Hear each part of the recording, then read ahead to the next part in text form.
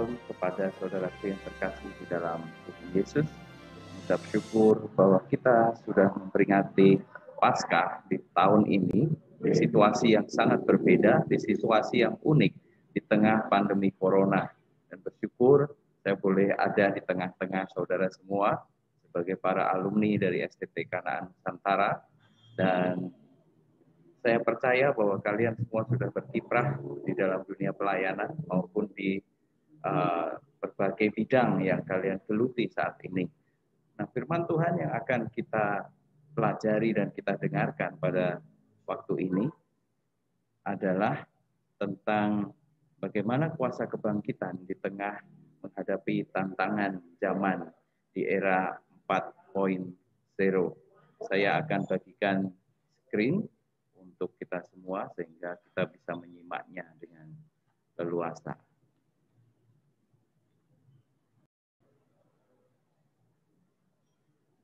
Kuasa kebangkitan dan tantangan era 4.0 atau 4.0 itu adalah tantangan di zaman kita sekarang saat ini. Nah, kita semua tahu bahwa di tengah-tengah tantangan era 4.0 ini ada banyak situasi yang sudah berubah di dalam menghadapi kehidupan. Ya, nanti kita akan tahu bagaimana kuasa kebangkitan itu di zaman sekarang. Tetapi saya akan mengangkat teksnya yang diambil dari Lukas 24 ayat 13 sampai 32. Sebelumnya saya akan bacakan terlebih dahulu buat saudara sekalian. Demikian sabda Tuhan. Lukas 24 ayat 13 sampai 32. Demikian firman Tuhan. Pada hari itu juga dua orang dari murid-murid Yesus pergi ke sebuah kampung bernama Emmaus yang terletak kira-kira 7 mil jauhnya dari Yerusalem. Dan mereka bercakap-cakap tentang segala sesuatu yang telah terjadi. Ketika mereka sedang bercakap-cakap dan bertukar pikiran, datanglah Yesus sendiri mendekati mereka, lalu berjalan bersama-sama dengan mereka. Tetapi ada sesuatu yang menghalangi mata mereka, sehingga mereka tidak dapat mengenal dia. Yesus berkata kepada mereka, "Apakah yang kamu percakapkan sementara kamu berjalan?" Maka berhentilah mereka dengan muka muram. Seorang dari mereka namanya Kleopas menjawabnya, "Adakah engkau satu-satunya orang asing di Yerusalem yang tidak tahu apa yang terjadi di situ pada hari-hari belakangan ini?" Katanya kepada mereka, "Apakah itu?" Jawab mereka, "Apa yang terjadi dengan Yesus, orang Nazaret? Dia adalah seorang nabi yang berkuasa dalam pekerjaan dan perkataan di hadapan Allah dan di depan seluruh bangsa kami. Tetapi imam-imam kepala dan pemimpin-pemimpin kami telah menyerahkan dia untuk dihukum mati, dan mereka telah menyalibkannya. Padahal kami dahulu mengharapkan bahwa dialah yang datang untuk membebaskan bangsa Israel. Tetapi sementara itu telah lewat 3 hari sejak semuanya itu terjadi. Tetapi beberapa perempuan dari kalangan kami telah mengejutkan kami. Pagi-pagi buta mereka telah pergi ke kubur. Lalu mereka datang dengan berita bahwa telah kelihatan kepada mereka malaikat-malaikat yang mengatakan bahwa ia hidup. Dan beberapa teman kami telah pergi ke kubur itu dan mendapati bahwa memang benar yang dikatakan perempuan-perempuan itu. Tetapi dia tidak mereka lihat. Lalu ia berkata pada mereka, "Hai kamu orang bodoh, betapa lambannya hatimu, sehingga kamu tidak percaya segala sesuatu yang telah dikatakan oleh para nabi. Bukankah Mesias harus menderita semuanya itu untuk masuk ke dalam kemuliaannya?" Lalu ia menjelaskan kepada mereka apa yang tertulis tentang dia dalam seluruh kitab suci, mulai dari kitab-kitab Musa dan segala kitab nabi-nabi. Mereka mendekati kampung yang mereka tuju. Lalu ia berbuat seolah-olah hendak meneruskan perjalanannya. Tapi mereka sangat mendesaknya. Katanya, "Tinggallah bersama-sama dengan kami. Sebab hari telah menjelang malam dan matahari hampir terbenam." Lalu masuklah ia untuk tinggal bersama-sama dengan mereka. Waktu ia duduk makan dengan mereka, ia mengambil roti, mengucap berkat, lalu memecah-mecahkannya dan memberikannya kepada mereka. Ketika itu terbukalah mata mereka dan mereka pun mengenal Dia. Tapi Ia lenyap dari tengah-tengah mereka. Kata mereka seorang kepada yang lain, bukankah hati kita berkobar-kobar ketika Ia berbicara dengan kita di tengah jalan dan ketika Ia menerangkan kitab suci kepada kita?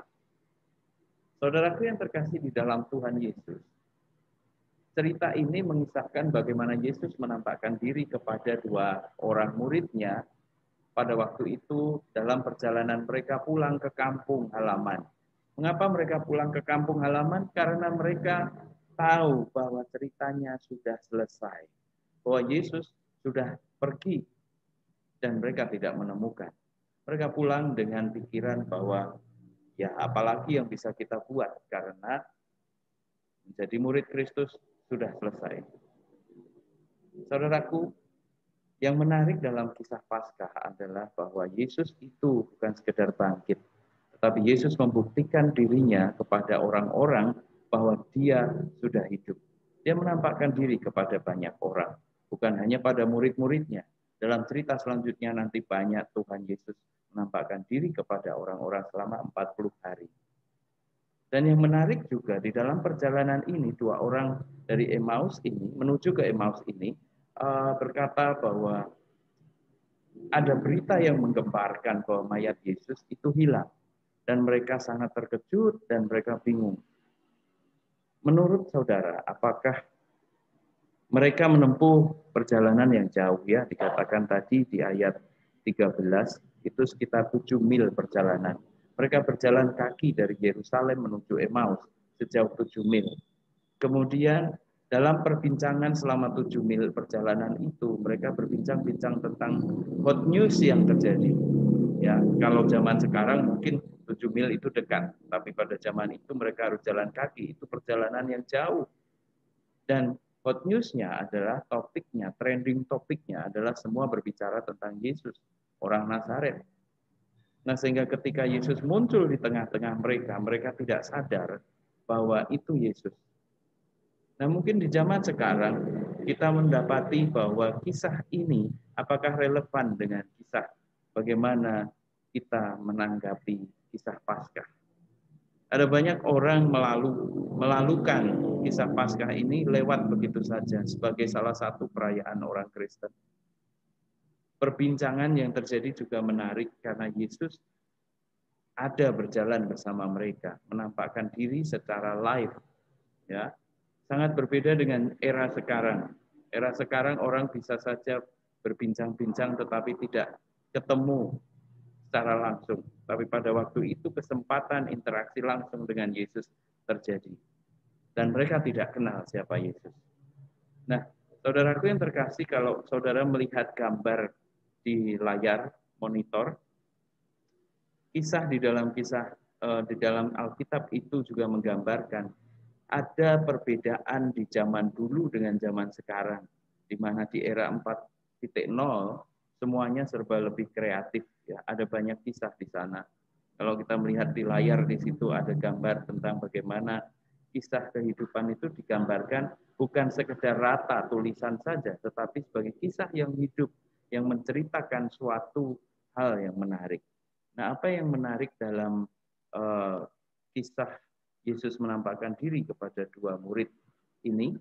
Mari kita lihat apa yang terjadi di era 4.0 ya. Kita melihat bahwa zaman sekarang ini sudah ada perbedaan. Yesus mungkin tidak seperti zaman dulu begitu. Tetapi bukan berarti Yesusnya berubah. Zamannya yang berubah, Yesusnya tidak berubah. Kita melihat bahwa di era 4.0 ini kemudahan mengakses informasi begitu pesat. Jadi kalau kita bicara tentang kisah Yesus yang viral, ya tadi dikatakan viral karena semua orang yang pada waktu itu mengalami masa bagaimana Yesus itu sudah bangkit, berita itu menjadi hot news, trending topic. Ya, kalau sekarang malah kita tahu berita apapun yang terjadi di mancanegara kita langsung tahu dan cepat sekali. Bencana juga cepat sekali. Ya, kemudahan mengakses informasi membuat dunia itu menjadi seolah-olah sempit. Kita bisa tahu segalanya dengan cepat. Yang kedua adalah keterbukaan di dalam mengungkap fakta. fakta itu pada masa sekarang sudah sangat bebas diungkapkan, bahkan tidak ada lagi kata tabu. Semua orang bebas mengungkapkan pikirannya, dan walaupun itu menyinggung atau bahkan ketika seseorang makan sesuatu saja diposting dan ingin menunjukkan supaya seluruh dunia tahu bahwa dia sedang makan sesuatu. Itu di zaman sekarang. Keterbukaan di dalam mengungkap fakta menjadi ciri khas di dalam era 4.0 ini. Kemudian kenyamanan dalam dunia masing-masing. Ya tentunya tidak asing lagi bahwa di zaman sekarang ini semua orang asik dengan dunianya masing-masing. Walaupun di dalam satu rumah tangga semuanya sibuk dengan dunia masing-masing. Komunikasinya ada di lima dunia yang berbeda kalau itu 5 orang. Yang satu sedang video call dengan keluarganya di Sumatera, yang Sumatera dengan Papua, Papua dengan di Toraja dan lain sebagainya. Semuanya bisa terjadi, ya, dan masing-masing nyaman di dalam dunianya. Kemudian ada kebebasan bereksplorasi. Eksplorasi itu positif, tetapi eksploitasi itu negatif, ya. Bereksplorasi artinya dia bebas mengembangkan ide apapun itu, tidak ada batasan. Ya, kalau zaman dulu semua orang mungkin tidak bisa melakukan eksplorasi secara meluas, tapi sekarang bisa. Demikian juga dengan eksploitasi. Eksploitasi itu terjadi karena terlalu mudahnya kita melihat bagaimana alam maupun manusia menjadi budak-budak teknologi. Ya, teknologi ini justru yang nyetir kemajuan zaman ini, semuanya membuat orang menjadi berubah. Eksploitasi anak, eksploitasi human trafficking, semuanya terjadi. Tetapi di sisi lainnya secara positif ada inovasi. Inovasi terjadi ketika orang itu bisa mengembangkan wawasan dan pengetahuannya secara luas. Nah, kemudian kalau kita melihat di sini juga, di gambar layar itu menunjukkan bahwa mungkin Yesus tidak akan muncul seperti ketika Yesus ada dengan 2 orang muridnya. Tetapi Yesus bisa menjadi masuk di dalam dunia virtual, ya. Kok bisa begitu? Nah, kalau kita melihat sekarang apa yang tidak disadari oleh orang-orang di zaman era 4.0 ini, ya. Kita melihat bahwa orang sudah sulit membedakan mana yang virtual dan mana yang faktual. Virtual itu artinya kita tidak bertatapan langsung, tetapi kita seolah-olah membayangkan bahwa itu sesuatu yang terjadi di dalam game-game online misalnya. Saudara tahu bahwa itu bukan sesuatu yang fakta, tetapi kecanggihan teknologi membuat semuanya nampak seperti real, seperti fakta, bahwa game itu seperti semakin mirip dengan asli, orang semakin tertarik dan senang untuk menggunakannya. Nah, bagaimana juga dengan logika versus iman, ya.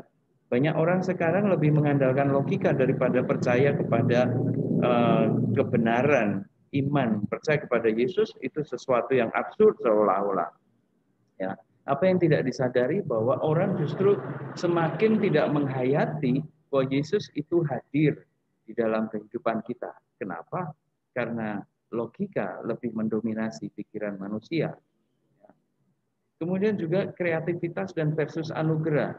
Kita tahu bahwa Tuhan itu memberikan kreativitas tapi juga anugerah di dalam menebus, caranya menebus dosa manusia melalui pengorbanannya di kayu salib, mati dan bangkit.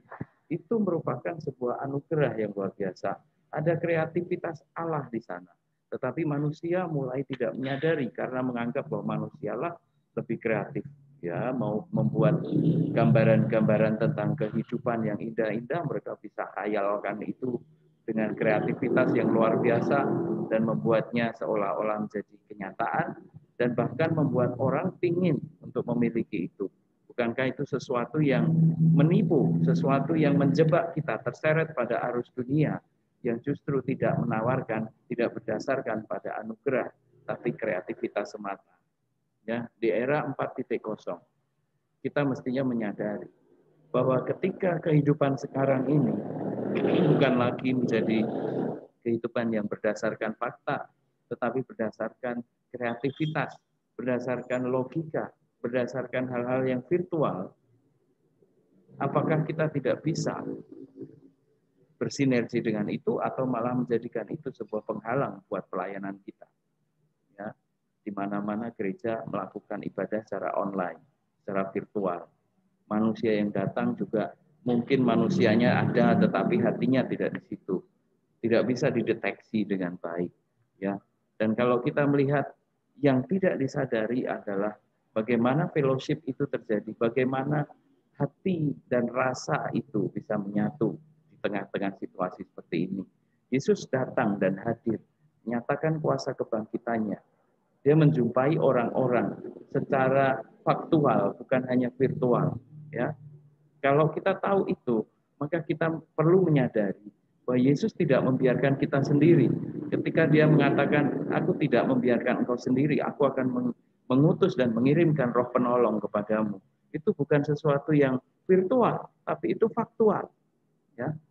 Kemudian ketika engkau percaya kepadaku, maka engkau selamat. Itu bukan soal logika, tetapi bicara soal iman. Bagaimana kita bisa percaya dan kita selamat. Banyak orang di dunia menolak Yesus karena itu tidak masuk logika menurut mereka. Tapi bagaimana juga di sisi yang ketiga, tentang kreativitas versus anugerah. Orang merasa bahwa Yesus itu bukan lagi bicara anugerah, tapi itu kreativitas Allah saja. Tidak merasa anugerah itu menjadi sesuatu pemberian yang sebetulnya melibatkan rasa bahwa sebetulnya kita tidak layak menerima keselamatan itu karena dosa kita terlalu besar. Tetapi dengan cara Allah segalanya menjadi selesai. Ya. Bagaimana cara pandang Anda menghadapi Paskah? Apakah itu berarti akhir dari segalanya atau permulaan dari kehidupan yang baru? Nah, tentunya kita berharap bahwa Paskah itu adalah permulaan hidup yang baru. Ya, bukan hanya akhir. Karya Allah melalui penebusan, melalui kayu salib, kematian dan kebangkitan itu sudah selesai. Tetapi mulai hidup yang baru ini bicara dengan antara kita dengan Tuhan. Ya, jadi kebangkitan bukan hanya berhenti di hari Minggu itu, tapi selanjutnya. Apa yang perlu kita sadari adalah realitas Allah di balik fakta historis. Ya, di dalam ayat 26 tadi kita melihat, membaca bahwa dikatakan di sana bahwa bukankah Mesias harus menderita semuanya itu untuk masuk ke dalam kemuliaannya? Ya. Ada satu rencana Allah, realitas Allah di balik fakta-fakta yang terjadi di dalam historis, di dalam sejarah umat manusia. Bahwa Allah itu, Sang Mesias, mengutus Mesias itu, dia harus mati, menderita untuk kita, supaya masuk di dalam kemuliaan Allah. Nah, tentu saja kalau saudara melihat gambar di situ, bentuknya seperti tanda tanya. Ada banyak hal yang tidak diketahui. Tetapi semuanya itu menjadi bagian dari pertumbuhan iman kita. Ya, bagaimana kita memahami Allah ini. Hal yang kedua ada di dalam ayat 32, bahwa pada waktu itu ketika murid-murid Yesus tidak menyadari tentang keberadaan Yesus, maka dia membuka mata hati mereka untuk menemukan kebenaran itu. Di ayat 32 dikatakan, kata mereka seorang kepada yang lain, bukankah hati kita berkobar-kobar ketika ia berbicara dengan kita di tengah jalan dan ketika ia menerangkan kitab suci kepada kita? Saudaraku yang terkasih di dalam Tuhan Yesus, apakah mata hati kita terbuka ketika melihat bagaimana Yesus berkarya, ketika Yesus itu menampakkan diri kepada kita? Mungkin kita tidak bisa menyadari kehadiran Tuhan, tetapi realitas Tuhan itu ada di tengah kehidupan kita. Dan ayat yang ke-34 mengatakan bahwa Tuhan telah bangkit dan dia itu hidup. Nah, demikian pula bahwa firman Tuhan menunjukkan sebetulnya kreativitas Allah yang merupakan sebuah anugerah terindah itu, bahwa Tuhan itu telah bangkit dan dia hidup. Dia sudah mengatakan itu sebelum itu terjadi, tetapi murid-murid Yesus tidak memahaminya. Dan kita yang hidup pada masa sekarang tentunya menyadari bahwa Yesus benar-benar sudah bangkit dan dia hidup, dia mengalahkan maut, dan itulah realitas Allah. Dan karena dia hidup, dia bisa hadir di zaman sekarang pun, sekalipun eranya sudah berubah.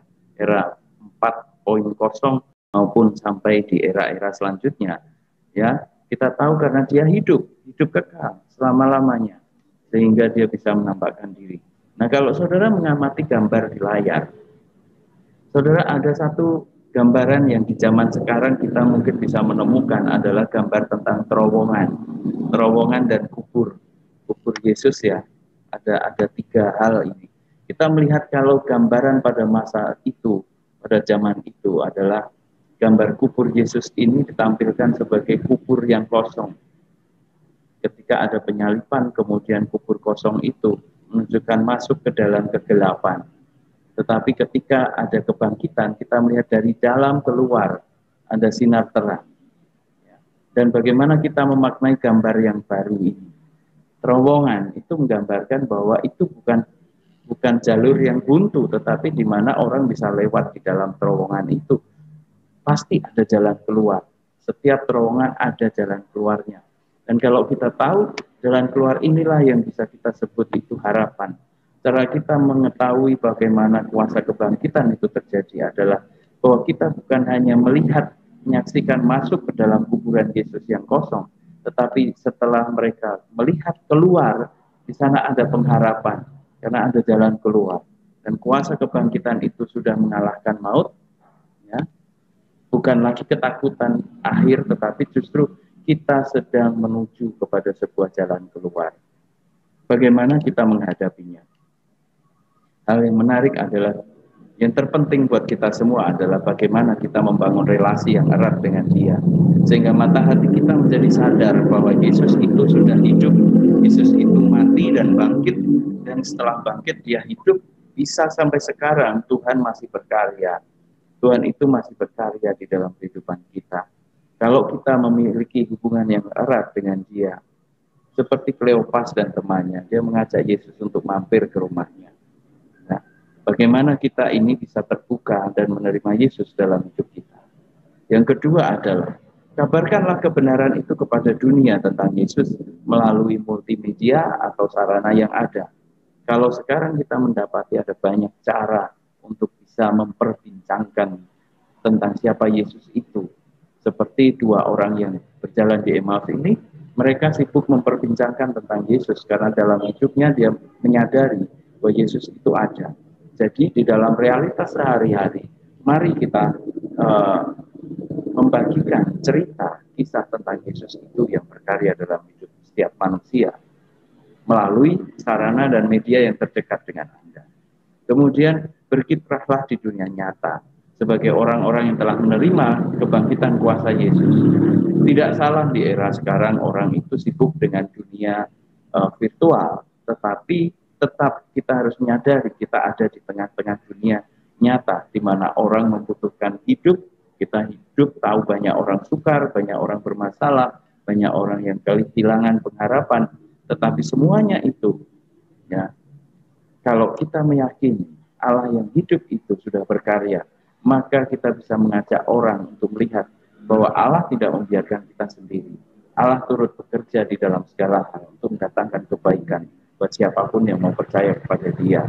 Artinya Allah tidak membiarkan kita jatuh tergeletak, dan Allah mau menolong kita untuk bisa hidup ini, bahkan memberikan jaminan kehidupan yang kekal.